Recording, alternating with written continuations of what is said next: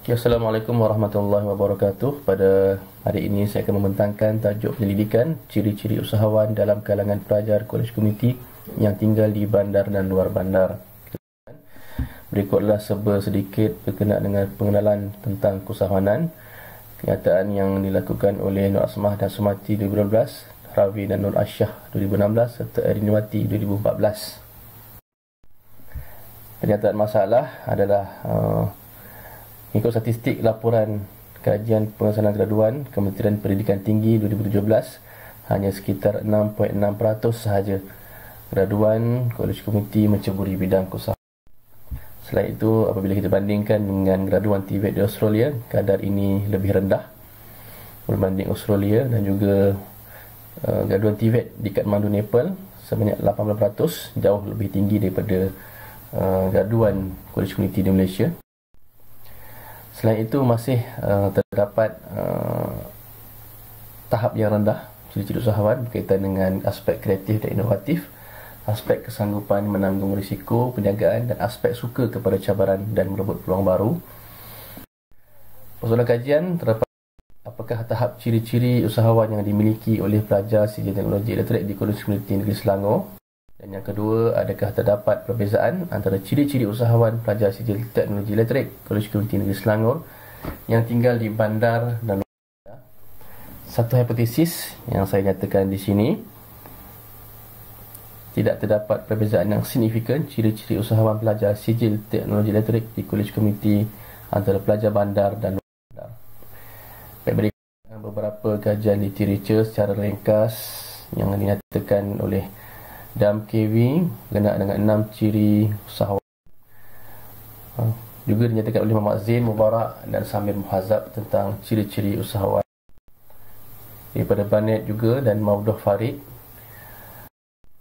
dan daripada Hanim yang menyatakan 13 ciri-ciri yang ada pada usahawan. Metod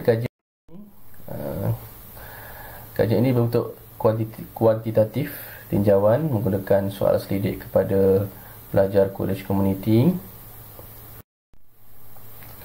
Hanya melibatkan 2 kolej komuniti Negeri Selangor, iaitu Kolej Komuniti Kuala Langat dan Sebab Penam, kerana 2 kolej ini sahaja yang mempunyai bidang teknologi elektrik di Selangor, sebanyak 150 populasi dan sampel 110.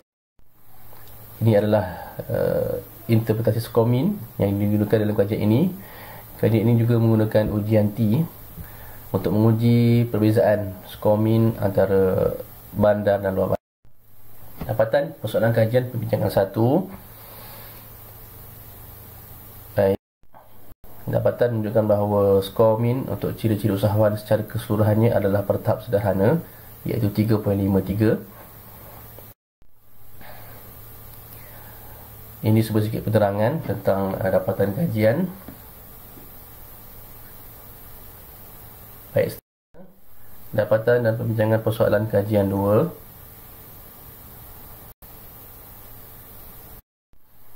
Baik, dapatan ujian T menunjukkan ciri-ciri usahawan, ya. Kita tengok min bagi luar bandar lebih tinggi sedikit daripada min pelajar bandar. Kita lihat signifikan 0.222. Kita lihat nilai P 0.222 ini lebih besar daripada 0.05. Bermakna rasional bagi hipotesis kajian ini adalah iaitu tidak terdapat perbezaan signifikan kesediaan pelajar sijil teknologi elektrik menceburi bidang keusahawanan antara pelajar bandar dan luar bandar. Keputusan ujian ini menunjukkan bahawa tidak terdapat perbezaan ciri-ciri usahawan bandar dan luar bandar. Ini kerana penerapan ciri-ciri usahawan di kolej komuniti ke dalam diri pelajar adalah pada tahap yang sama, tidak mengira asal-usul seorang pelajar tersebut. Rumusan kajian ini secara keseluruhan mendapati ciri-ciri usahawan dan kalangan pelajar hanya pada tahap sederhana. Cadangan seterusnya untuk kajian akan datang, dan juga cadangan kepada pensyarah supaya meningkatkan latihan yang komprehensif untuk menjadi pakar rujukan kepada pelajar, dan juga kajian seterusnya melaksanakan kajian penilaian kurikulum keusahawanan pada masa akan datang bagi mengenal pasti elemen ciri-ciri usahawan dalam proses PDP. Sekian, itu sahaja. Terima kasih.